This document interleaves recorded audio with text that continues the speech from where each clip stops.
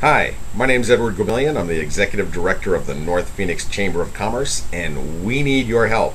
One of our members, OCJ Kids, Opportunity, Justice, and Community for Kids, which is a nonprofit organization that serves the foster care community in the state of Arizona, is actually a finalist in the Toyota's 100 Car for Good giveaway.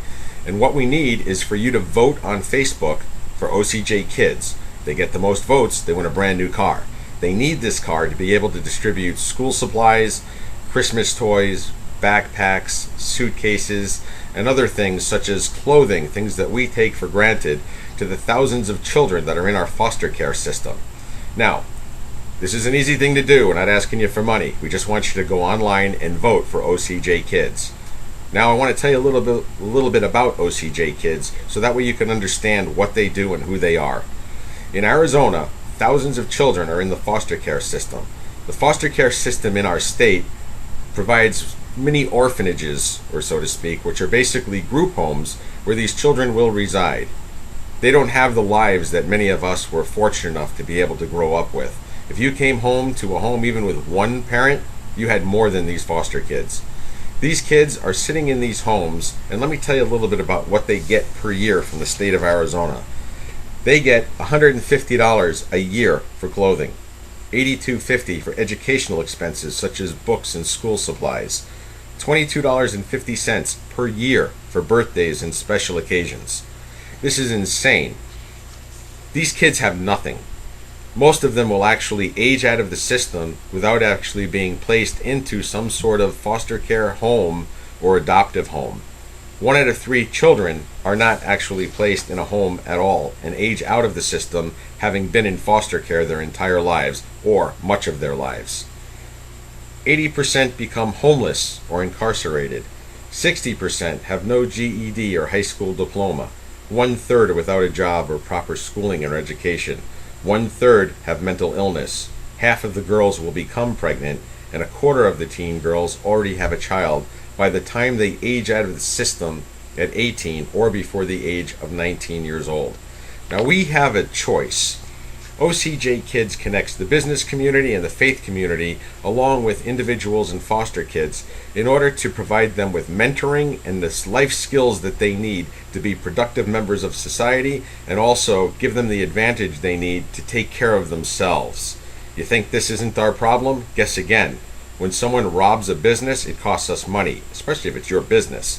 When someone's on the street and they're dealing drugs, it affects everybody. We have a chance to make a difference in the lives of these kids and allow them at least a slight advantage to be able to become productive members of society and not end up either dead or in jail or drug addicts or worse. The choice is ours. If we don't get involved, we can't just turn a blind eye and expect other members of our community or the business community or the government to take care of these children. They are all of our responsibilities. It takes a community to raise up a child, and we are that community. In any event, OCJ Kids actually partners with businesses and individuals to mentor these children, so that way when they age out of the system at the age of 18, and the state law says at 18, their birthday, they have to leave that home. Generally, they get a black plastic bag and a few $100s, and they have to leave. If they have nowhere to go, then it's the street and survival of the fittest. If they have life skills, like OCJ Kids provides, then they get a suitcase, their belongings go in, and they actually know that they have a job, they have a checking account, that they've been trained on how to balance their checking account, which is actually more than some adults now know how to do. They've grown up in two-parent families. And they go to hopefully an apartment or a home that might have other kids that have aged out where they're sharing the expenses, so that way they can continue on to college, or they're working and be able to move on and progress in life the way we would be quote-unquote normally progressing. If these kids aren't given that opportunity to know anything different than the street, then how can we blame them for turning to a life of crime or a life of drugs? We don't give them any other choice. OCJ Kids gives them that choice. Right now, we're not asking you for money. We're asking you to take 30 seconds of your time to vote on Facebook on June 21st. Please help this video go viral. Vote for OCJ Kids on June 21st at the website that we've said, www.facebook.com/Toyota, and give OCJ Kids a little bit of an edge to help them do what they do best. If you have it in your heart to do a little bit more, visit the OCJ website at www.ocj.org